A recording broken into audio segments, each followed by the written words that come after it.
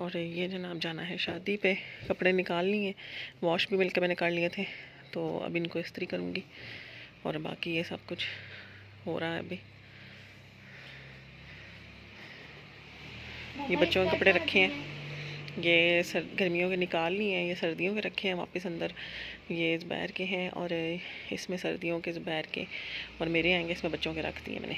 बाकी बच्चों के जो गर्मियों के निकाले हैं वो इनके ये छोटे छोटे जो ऑर्गेनाइज़र बनाए हुए इनमें डाल देंगे, और बाकी अब जो थोड़ा बहुत रह गया वो बाद में करूँगी। अस्सलाम वालेकुम माय यूट्यूब फैमिली, कैसे हैं आप सब? उम्मीद करती हूँ आप सब बिल्कुल खैरियत से होंगे और अल्हम्दुलिल्लाह से हम भी बिल्कुल खैरियत से हैं। तो जनाब यहाँ पे मैंने कपड़े शिफ्ट किए हैं सर्दियों और गर्मियों के, और गर्मियों के निकाल लिए हैं, सर्दियों के रख दिए थे। लेकिन उसके बाद फिर इतनी शदीद बारिशें 2-3 दिन से लगी हुई थी कि सही ठंड हो गई थी, और जो थोड़े बहुत दरमियाने मौसम के मैंने वो रखे थे उन्हीं से ही काम चला रहे हैं। और यहाँ पर मैं जब ना पैक कर रही थी अपना सामान, हमने जाना था गुजरावाला और शादी पे, तो बस कपड़े वगैरह भी मैंने अभी आयरन करने के लिए निकाल लिए हैं, वॉश भी कर लिए थे। और अब मैंने कहा चलो जल्दी से अपना मेकअप वगैरह पैक कर लें सारा। तो बस यहाँ पर अब मैं देख रही थी क्या क्या चीज़ लेके जानी है, क्योंकि काफ़ी दूर जाना है। तो फिर मुझे ये था कि फ़ालतू चीज़ें ना जाएँ, बस जो ज़रूरत है वही लेकर जाऊँ। और ये जनाब लिक्विड ब्लश है, लिक्विड ब्लश क्रीम ब्लश मैं काफ़ी टाइम से ढूंढ रही थी कोई रीज़नेबल सा। तो ये मुझे मिला, ये कोई कॉपी है O2O की का ब्लश भी इसी तरह का ही है। तो ये उसकी कॉपी है कि ये है कि इसके कलर बड़ा ही अच्छा है और पिगमेंट्स भी बड़े अच्छे हैं। लेकिन ये है कि ना लॉन्ग लास्टिंग नहीं कह सकते इसको, क्योंकि बिल्कुल एक ड्रॉप भी लगाओ ना तो अच्छा खासा कलर दे देता है फेस पे, लेकिन 2-3 घंटे बाद ना बिल्कुल फेस पर से उड़ चुका होता है। तो बाकी ये है कि काफ़ी रीज़नेबल मिला है। तो ये मेरा दिल था इसमें एक आध कलर और भी लेकर आऊँगी अगर मिल गया तो। बाकी हाँ, यहाँ पर जनाब अपना सारा सामान वगैरह निकाला मैंने, सब कुछ। ये भी देख रही थी कि कुछ रह भी ना जाए, क्योंकि वहाँ पर ऐसा कोई मेरा जानने वाला नहीं था जहाँ जिस समय कोई चीज़ चाहिए हो तो बोरो कर लूँ। तो इसलिए फिर मैंने अपनी सारी चीज़ें देखभाल के सारी चेक करके निकाली। और बस जनाब, वैसे तो मैंने अपना जो मेकअप है वो ड्रेसिंग टेबल का जो ये कैबिनेट सा बना हुआ है इसी में रखा हुआ है। लेकिन जब कहीं जाना होता है तो मैंने इस तरह के ना छोटे छोटे पाउच रखे हुए हैं जिसमें मैं ना चीज़ें अलग करके रख लेती हूँ, ताकि एक तो चीज़ें मिक्स भी ना हो, आसानी से मिल भी जाए। तो ये जो पाउच है इसमें मैं सारी आई से रिलेटेड चीज़ें डालती हूँ, और ये जो करेक्टर्स है ना ये भी इसी में डाल लेती हूँ, फिर मुझे याद रहता है। करेक्टर्स, कंसीलर्स और बाकी आई पेंसिल वगैरह, मस्कारा, और ये जो आंखों की चीज़ें होती हैं सारी वो। और जो ये दूसरा पाउच है इसमें मैं सारे लिप्स वाला सामान डाल लेती हूँ, लिपस्टिक्स और लिप पेंसिल वगैरह और ग्लॉस वगैरह जो भी होती हैं वो सारी चीज़ें। तो फिर जब मैंने तैयार वगैरह होना होता है तो फिर ये होता है कि मैं एक एक पाउच ओपन करती हूँ और उसमें से जो चीज़ें यूज़ की तो बस वो यूज़ करके और फिर उसको बंद करके दोबारा दूसरा तब खोलती हूँ, ताकि चीज़ें मिक्स भी ना हो, मिसप्लेस भी ना हो। तो इससे ये भी हो जाता है कि मुझे कोई चीज़ यूज़ करना भूलती भी नहीं है, वरना अक्सर मैं करेक्टर यूज़ करना भूल जाती हूँ और जब बेस बन जाती है फिर याद आता है ओहो यार करेक्टर तो यूज़ ही नहीं किया। तो इससे ना फिर वो भी आसानी रहती है। तो उस इसलिए मैंने ये पाउच ना साथ रखे हुए होते हैं कि जब भी पैकिंग वगैरह करनी है तो मैं इन्हीं में ही चीज़ें पैक करके लेकर जाऊँ। और इसी तरह ये एक और पाउच रखा हुआ है, इसमें मैं अपनी सारी फाउंडेशन वगैरह बेस जो भी होती हैं और जो इस तरह छोटी मोटी चीज़ें होती हैं मतलब हाइलाइटर्स वगैरह ये सब चीज़ें मैं डाल लेती हूँ।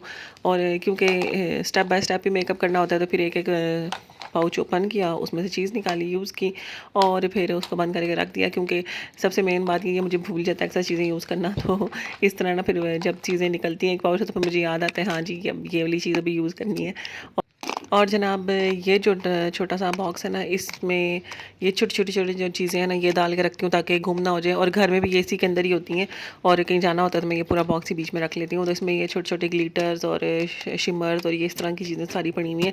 और ये जो कंटेनर था ये कॉटन बड्स का था और इसके ऊपर फिर मेरे पास ये मास्किंग टेप पड़ी हुई थी तो मैंने उससे इसको कवर कर लिया।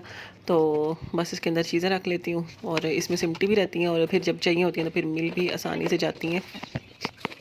और ये देखें जनाब, जब चीज़ें आप इस तरह अलग अलग करके पाउच में डाल के रख लेते हैं तो जो बड़ा बैग है मेरा उसमें भी सब चीज़ें कितनी नीटली आ गई हैं पूरी, और मिक्स भी नहीं होंगी, और जो चीज़ मुझे चाहिए होगी बस वो वाला पाउच खोला, चीज़ निकाली, यूज़ की, वापस रखी और फिर बैग में वापस डाल दी। और फिर ये भी होता है कि चीज़ कोई मिसप्लेस हो जाती है ना तो वो भी याद आ जाता है कि हाँ यार ये चीज़ कम है, तो आगे पीछे बंदा ढूंढ लेता है। तो बस यहाँ पे मेरी ऑलमोस्ट पैकिंग हो चुकी थी और जो बाकी सामान था वो मैं अब वापस रख रही थी ताकि जाऊँ तो पीछे से घर गंदा ना हो, क्योंकि वापस आके फिर काम नहीं करने होता इतनी जल्दी जल्दी।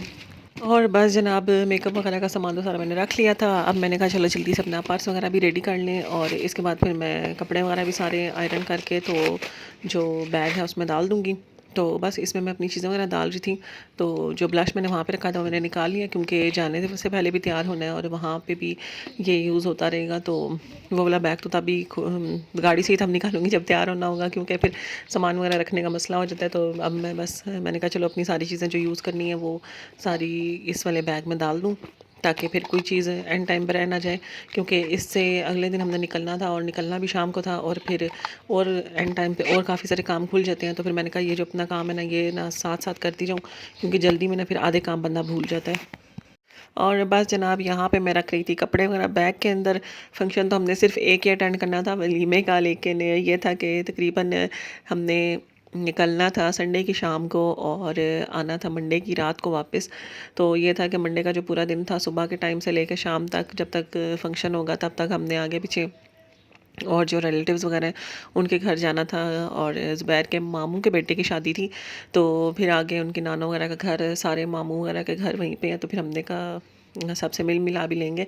तो इसलिए फिर मैंने एक्स्ट्रा कपड़े भी रखे थे कि बच्चे एक तो गंदे भी कर देते हैं, दूसरा आगे पीछे निकलेंगे तो तब भी चेंज करने होंगे।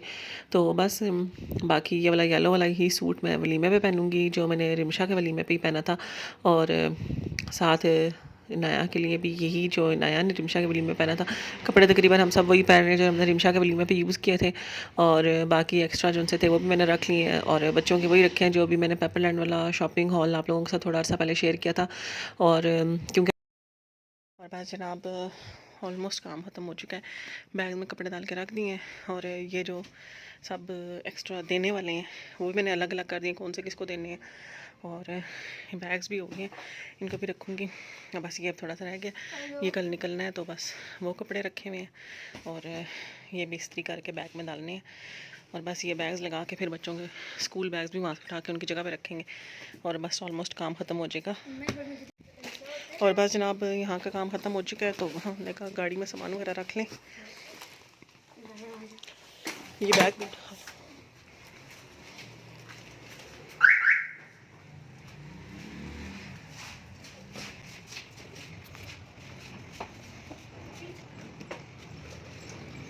छोड़ो, इसमें चाबी जाने की जरूरत नहीं होती। लाइट चलाओ इधर की, जो मैं उठा के मेरा मेकअप वाला बैग।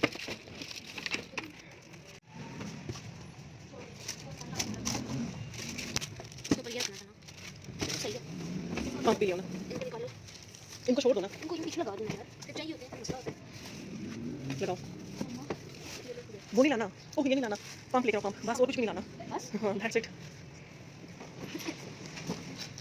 बाय नाउ मैं फंस गया और को वैसे अच्छी जगह है, रात का टाइम होना कहीं जा रहे हो ना, मेरे सोने के लिए बड़ी अच्छी जगह है, बस दर्द हो गया है।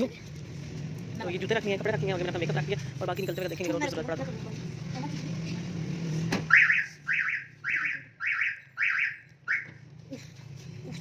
और बस जनाब यहाँ पर हम निकल चुके थे, निकले हम शाम को तकरीबन 6 बजे थे और वहाँ पर फिर 10 एक बजे तक हम तकरीबन 10-11 बजे तक हम पहुँच गए थे जाते हुए, बल्कि हम गलत चले गए थे और गूगल मैप्स को फॉलो करते करते हम पता नहीं कहाँ चले गए थे। 1 घंटा तकरीबन हम एक्स्ट्रा आगे चले गए थे, फिर वो वापस आए और फिर उनका घर कहीं हमें मिला। तो खैर उनका घर तो हम जितनी दफ़ा घर से बाहर निकले ना वहाँ पर रहने रहे हैं जो एक दिन, वो हर दफ़ा हम भूल गए हैं और फिर हम किसी ना किसी को बुलाते थे कि मेन रोड पर आ जाओ और हमें आके ले जाओ। तो हालांकि हम मैप्स भी लगा लेते थे, लेकिन मैप्स भी पता नहीं हमें कौन से जहानों में ले जाता था। और खैर बस एक आध दिन रुके थे, उससे अगले दिन फिर रात को वापस आ गए थे। और जाते हुए भी रात का सफ़र था, वापसी पे भी रात का ही सफ़र था, तो कुछ इतना ख़ास हम इंजॉय नहीं कर सके सफ़र को। खैर वहाँ पे मज़ा आया था और फिर बस सारों से मिलना मिलाना हुआ। और तकरीबन मैं 10 सालों के बाद गई थी और शादी के बाद मैं इससे पहले सिर्फ 2 दफ़ा गई थी और उसके बाद फिर अब गई थी, जो लास्ट टाइम गई थी वो भी किसी की शादी पे ही थी। तो रुके तो खैर हम एक आध दिन ही थे, लेकिन फिर भी हमने खूब इन्जॉय किया और वहाँ के मज़ेदार से जो खाने होते हैं वो भी हमने इन्जॉय किए। और जो ज़ुबैर के मामू हैं उनके हाथ की लस्सी पी और बड़ी ही मज़ेदार लस्सी उन्होंने बनाई हुई थी।